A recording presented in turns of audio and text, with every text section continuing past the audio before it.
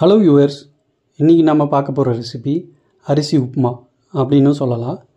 இதுக்கு தேவையான பொருட்கள்னு பார்த்திங்கன்னா 300 கிராம் சாப்பாட்டு அரிசி, 100 கிராம் கடலை மாவு, 10 மோர் மிளகாய், 15 கிராம் ஜீரகம். இந்த சாப்பாட்டு அரிசியை முதல் நாள் நைட்டே தண்ணியில் நல்லா வாஷ் பண்ணி எடுத்துகிட்டு ஒரு துண்டுலையோ இல்லை காட்டன் துணிலையோ பரப்பி ஈரம் போகிற மாதிரி நல்லா காய வச்சிடலாம். அடுத்த நாள் காலையில் இந்த அரிசியை மிக்சியில் போட்டு நல்லா குறைன பதத்துக்கு அரைச்சி எடுத்துக்கலாம்.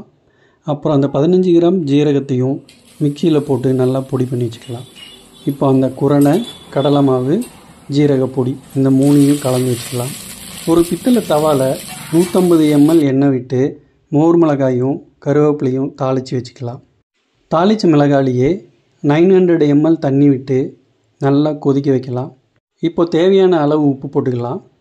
கூடுமான அளவு உப்பு கொஞ்சம் கம்மியாக போட்டுக்கிறது நல்லது. ஏன்னா மோர் மிளகாயில் ஏற்கனவே உப்பு கொஞ்சம் இருக்கும். அதனால் நார்மலாக போடுற உப்பை விட கொஞ்சம் கம்மியாகவே போட்டுக்கலாம். தண்ணி நல்லா கொதி வந்தோடனே அந்த மிக்ஸ் பண்ணி வச்சுருக்கிற மாவை கொஞ்சம் கொஞ்சமாக போட்டு கலக்கணும். மொத்தமாக போட்டோம் அப்படின்னா எல்லாம் கட்டி கட்டி ஆகிரும். அதனால் கொஞ்சம் கொஞ்சமாக போட்டு நல்லா கலக்கி எடுத்துக்கிட்டோம் அப்படின்னா நல்லா உப்புமா பதத்துக்கு வந்துடும். இதுக்கு தொட்டுக்கிட்டு சாப்பிட்றதுக்கு சர்க்கரை ஒரு நல்ல காம்பினேஷன். அடுத்த மோர் மிளகாய் கூட வச்சுக்கிட்டு சாப்பிட்லாம்.